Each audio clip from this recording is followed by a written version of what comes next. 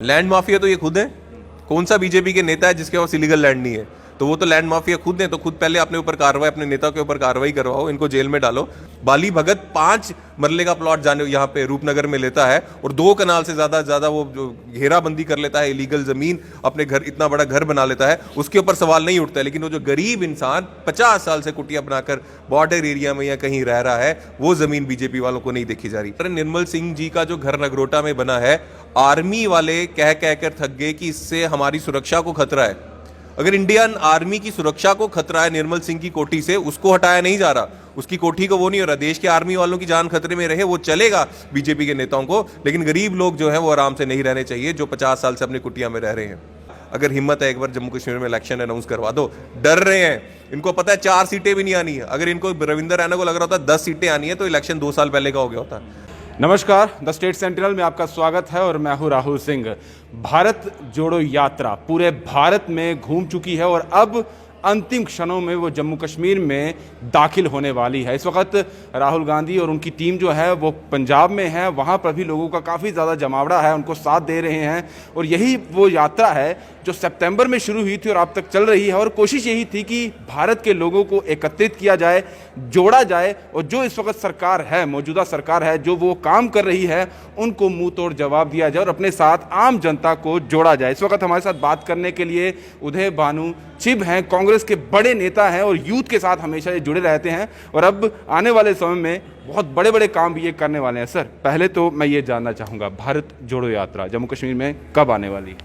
अभी तक हमें एक्सपेक्टेड है कि 19 को शाम को राहुल जी और यात्रा जो है वो लखनपुर पहुंच जाएगी और वहाँ उनका बहुत भव्य स्वागत करेगी, जम्मू कश्मीर के लोग करेंगे। और उसके बाद ये यात्रा कश्मीर श्रीनगर तक चलेगी और 30 को कंक्लूड होगा। मैं ये समझना चाहूँगा, कहीं ना कहीं बाकी अगर राज्यों की बात की जाए तो ये यात्रा बहुत सफल रही है, लेकिन जब जम्मू कश्मीर की बात आती है और कांग्रेस कुछ भी करने वाली होती है, उन्हें रोक दिया जाता है, घर में बंद कर दिया जाता है, या कहीं भी किसी से भी मिलने जाना है तो वहाँ भी उनको रास्ते में रोक दिया जाता है। लगता है आपको यहाँ पर वो सक्सेसफुल हो पाएंगे? बिल्कुल हो पाएगी। और जब भी कांग्रेस के लोग लोगों की आवाज़ उठाने लगते हैं, जिनको दबाने का काम बीजेपी का प्रशासन कर रहा है, तो हाँ, ये हमें नज़रबंद कर देते हैं, हमें रोक देते हैं। लेकिन फिर भी लोगों की आवाज़ उठाने का काम कांग्रेस करती रही है। चाहे जब से हमारी स्टेट तोड़ के यूटी बना दिया गया और या जब से युवाओं के साथ गलत हो रहा है, तो आवाज़ बनने का काम तो हम करेंगे। और अब तो ये भारत जोड़ो यात्रा जो है, जो अपने आप में एक इतिहास बन चुका है। ऐसी यात्रा एक बार देश में पहले निकली थी जिसको डांडी मार्च कहते थे और महात्मा गांधी जी ने जिसको लीड किया था। अब राहुल जी ने एक ये भारत जोड़ो यात्रा लीड की और देश को जोड़ने की बात की है।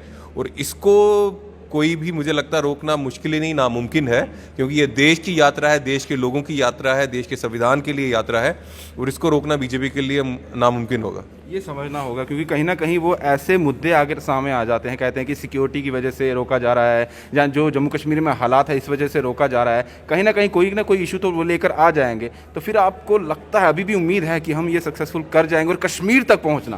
क्योंकि देखिए, हमारे नेता राहुल गांधी जी ने बोला था वो तो कश्मीर तक तिरंगा लेकर जाएंगे, वो श्रीनगर तिरंगा फहराएंगे। अब उसमें चाहे प्रशासन उनकी मदद करे ना करे, उनको अगर अकेले भी जाना होगा तो वो पीछे नहीं हटेंगे, वो देश का तिरंगा लेके वहाँ पे जाएंगे।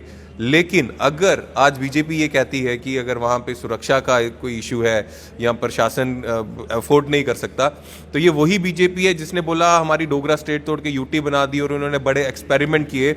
और अगर आज बोल रहे हैं कि सिक्योरिटी रीज़न है, तो ये 3-4 साल से जो आप खुद ही अपने मुँह मियाँ मिट्ठू बने थे कि हमने जम्मू कश्मीर बदल दिया, ये बहुत बड़ा सवाल और तमाचा बीजेपी के मुंह पे है कि अगर जम्मू कश्मीर आज भी स्टेबल नहीं है, अगर सिक्योरिटी अगर यात्रा तक नहीं जा सकती जो पूरे देश में हो गई, तो आप किस मुंह से कहते हो कि हमने जम्मू कश्मीर को स्टेबल कर दिया? इससे अच्छी तो पहली वाली सरकारें थी, जब इतनी ना टारगेट किलिंग होती थी, ना इतने कश्मीरी पंडित जितने भी भाई हैं वो कितने प्रोटेस्ट में बैठे हैं, नौकरियां नहीं कर रहे। कांग्रेस के टाइम जिनको नौकरियां मिली, आज बीजेपी के समय वो कश्मीर छोड़ के यहाँ पे स्ट्राइक्स में बैठे हुए हैं।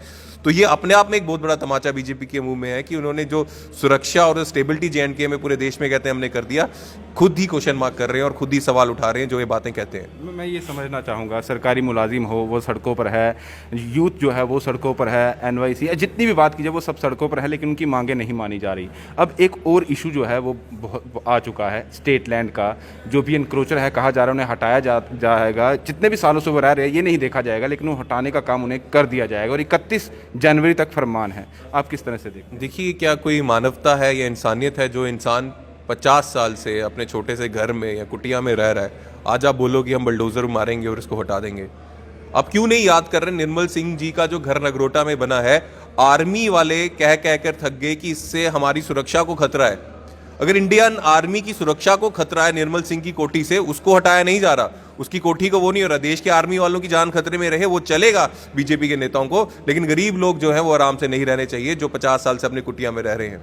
बाली भगत 5 मरले का प्लॉट जाने यहाँ पे रूपनगर में लेता है और 2 कनाल से ज्यादा वो जो घेराबंदी कर लेता है, इलीगल जमीन अपने घर, इतना बड़ा घर बना लेता है, उसके ऊपर सवाल नहीं उठता है। लेकिन वो जो गरीब इंसान 50 साल से कुटिया बनाकर बॉर्डर एरिया में या कहीं रह रहा है, वो जमीन बीजेपी वालों को नहीं देखी जा रही। क्या करोगे आप उसके बाद? उसको जमीन से निकाल के क्या करोगे? जो आपके गुजरात से कॉन्ट्रैक्टर्स आ रहे हैं, जो आपके बीजेपी के वर्कर्स हैं, उनको टेंडर में, उनको लीज में जमीन दे दोगे या उनको सस्ती जमीन बेच दोगे? करना क्या चाहते हो आप? कितने लोन आपने इनको बीजेपी वाले नेताओं को दे दिए और माफ कर दिए? अडानी अंबानी को कितने लाख लोन माफ कर दिया? आपको गरीब किसान नहीं दिख रहे, गरीब मजदूर नहीं दिख रहे।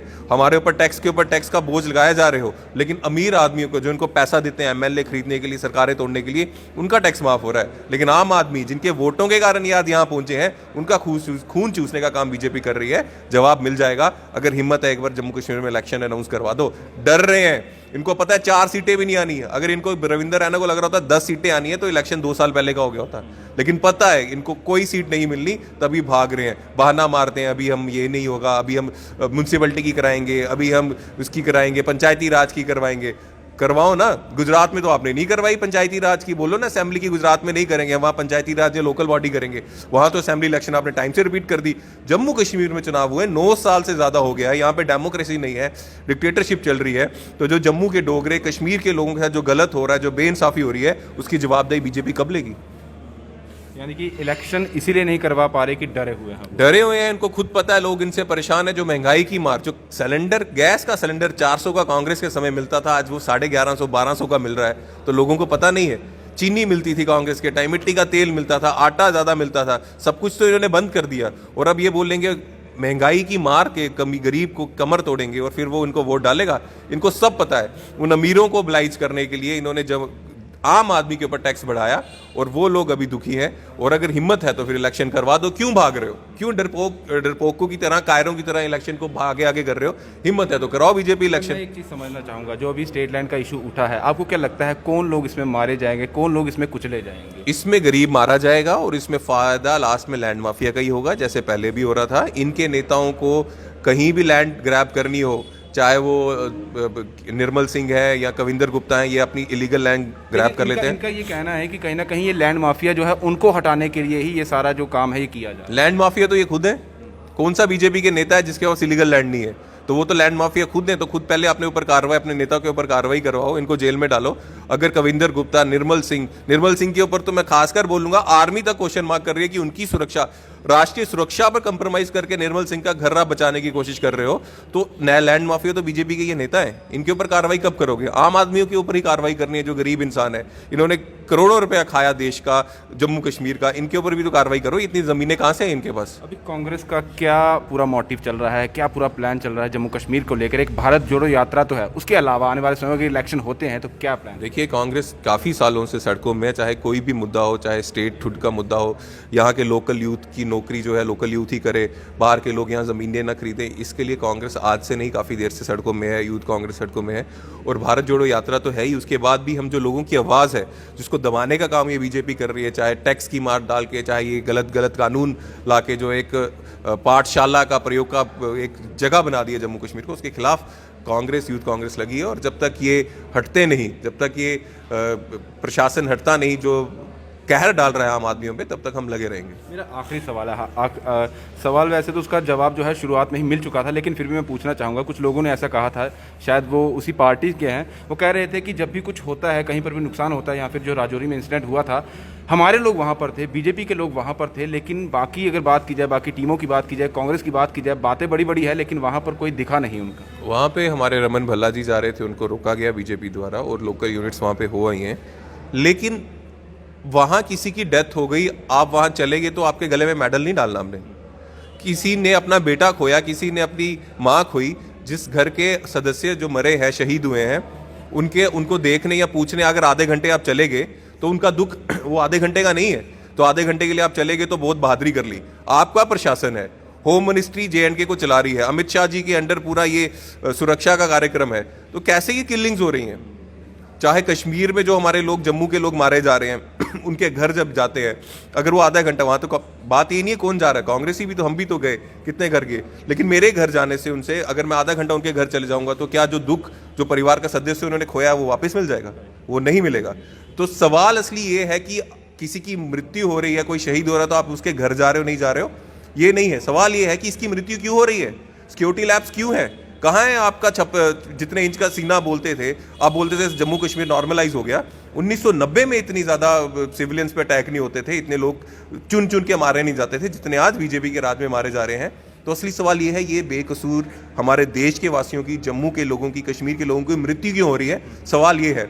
किसी की मृत्यु होगी और ये आधा घंटा उनके घर चलेगी तो कोई मेडल बीजेपी वालों पे लगाने की जरूरत नहीं है। इन्हीं की जिम्मेदारी है सुरक्षा देने की, जिसमें ये पूरी तरह से फेल है। तो भारत जोड़ो यात्रा कश्मीर पहुंचेगी तिरंगा लेकर? बिल्कुल पहुंचेगी, तिरंगा लेके पहुंचेगी। हम तिरंगा लेके पहुंचेंगे, अपने नेता राहुल गांधी जी को फॉलो करते हुए पहुंचेंगे और देश में, देश को जोड़ने की जो नई उमंग है, किरण है, वो जगाएंगे और देश फिर से तरक्की के रास्ते में चलेगा। शुक्रिया उदय जी हमसे बात करने के लिए। तो साफ तौर पर कांग्रेस का यही कहना है कि चाहे कुछ भी हो जाए, जो यात्रा चल रही है पूरे भारत में चली है, वो जम्मू कश्मीर में भी चलेगी, कश्मीर तक जाएगी, तिरंगा लहराया जाएगा और जो यहाँ की सरकार, यहाँ की एडमिनिस्ट्रेशन गलत काम कर रही है उसे रोकने का पूरा बीड़ा कांग्रेस ने उठाया है और वो पूरा करके ही छोड़ेंगे। और जब भी इलेक्शन होंगे जीत कर हम ही आएंगे। फिलहाल दीजिए इजाजत। ब्रिजेश अफ्तार के साथ Rahul Singh, the state central के लिए। नमस्कार।